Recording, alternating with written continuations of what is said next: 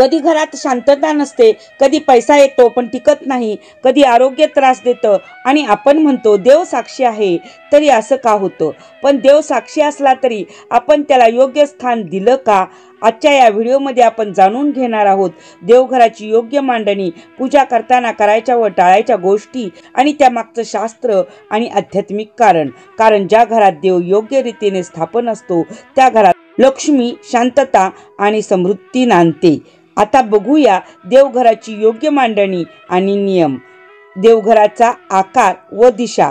देवघर वरून नेहमी चपटे असावे, ते ईशान्य कोपऱ्यात असायला पाहिजे. ही दिशा देवाची दिशा मानली जाते. जर ईशान्य शक्य नसेल तर पूर्व किंवा पश्चिम दिशेची निवड करावी. दक्षिण किंवा नैऋत्य दिशेला देवघर ठेवणे टाळा, यातून पीडा, अडथळे व नकारात्मकता वाढते. देवघरातील देवतांची निवड. देवघरात आपल्या कुलदेवता, देवी, अन्नपूर्णा, गणपती आणि श्रीयंत्राची स्थापना करावी. मूर्तीची उंची 4 इंचापेक्षा जास्त नसावी. पारंपरिक मूर्तीचीच पूजा करावी. सजावटी किंवा नाचणाऱ्या मूर्ती टाळाव्यात. नाचणारे गणपती, तांडव करत असलेले शंकर, वध करत असलेली कालिका, भैरव किंवा उग्र रूपातील चित्रे ठेवू नयेत. महादेवाची आराधना लिंग रूपातच करावी, मूर्तीच्या स्वरूपात नव्हे. देवघरातील वस्तू आणि अडगळ. तीर्थक्षेत्रावरून विकत आणलेल्या वस्तू देवघरात ठेवू नयेत. निर्माल्य, माळा, जुने पुष्प, तुटलेल्या मूर्ती, भग्नदेव, फाटलेले फोटो, अडगळ किंवा माशी लागलेले देव ठेवणे वर्ज्य आहे. अशा वस्तूंचे विधिवत विसर्जन करून नवीन स्थापना करावी. देवघराच्या वरती माळा किंवा वस्तू ठेवू नयेत. पूजा करण्याची योग्य पद्धत. मूर्ती आसनावर स्थापित असावी आणि पूजा करताना आपण सुद्धा आसनावर बसावे. पूजा करताना चेहरा पूर्व किंवा उत्तर दिशेकडे असावा. दिवा आग्नेय कोपऱ्यात, पाणी उत्तर दिशेला ठेवणे. शंख आणि घंटा यांचा उपयोग नित्य करावा. पूजेनंतर निर्माल्य, नारळ, फुले विसर्जित करावी. पूजेचे पवित्र जल घराच्या प्रत्येक कोपऱ्यात शिंपडावे, याने नकारात्मकता नाहीशी होते. नैवेद्य गोड पदार्थाचा दाखवावा आणि देवांना सकाळ संध्याकाळ दोन्ही वेळा नैवेद्य अर्पण करावा. ज्यांच्या घरात देवांना दररोज अन्नाचा नैवेद्य दिला जातो त्या घरात कधीही अन्नाची कमतरता पडत नाही, हे शाश्वत सत्य आहे. देवघराचे स्थान व वास्तुनियम. देवघर किंवा देव्हारा शौचालयाच्या वर, खाली किंवा बाजूला नसावा.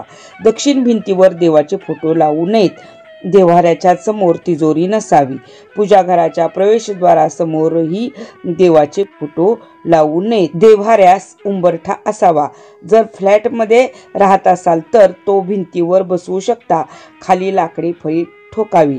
देव्हारा भिंतीत कोरलेला किंवा चिटकवलेला नसावा, तो स्वतंत्र जागेत असावा. शयनगृहात किंवा बाथरूमच्या जवळ देव्हारा ठेवणे वर्ज्य आहे. कोणत्या देवांची पूजा देवघरात टाळावी. घरातील देव्हाऱ्यात खालील देवांची पूजा करू नये.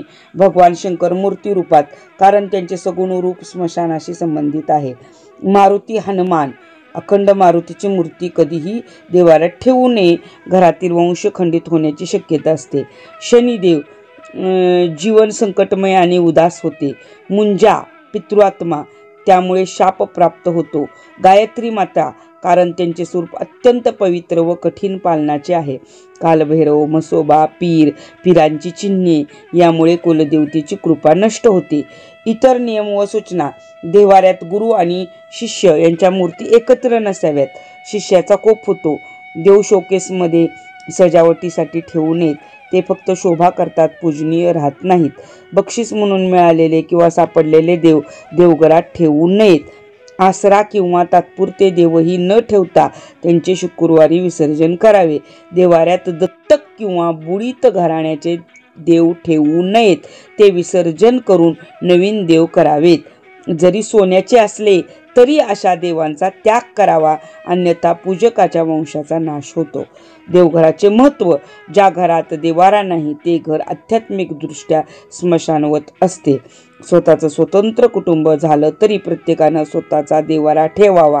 देवपूजेशिवाय संसार म्हणजे असुरी जीवन. ईश्वर साक्षीने चालणारा संसार लक्ष्मीनारायणाचाच संसार असतो. ईशान्य दिशा ही देवस्थानाची दिशा असल्याने देवाऱ्याचे स्थान तिथेच ठेवावे.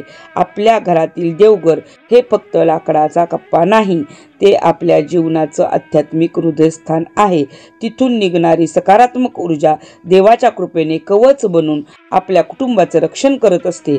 म्हणूनच देवघराची मांडणी, त्यातील शुद्धता आणि रोजची नित्यपूजा ही फक्त परंपरा नाही, ती आपल्या आयुष्याची दिशा आहे. हा व्हिडिओ तुमच्यासाठी उपयुक्त वाटला असेल तर लाईक करा, शेअर करा आणि व्यंकटेश ज्योतिष या चॅनेलला लगेच सबस्क्राईब करा. भेटूया पुन्हा एकदा अशाच उपयुक्त व्हिडिओसह. तोपर्यंत शुभम भवतु. धन्यवाद.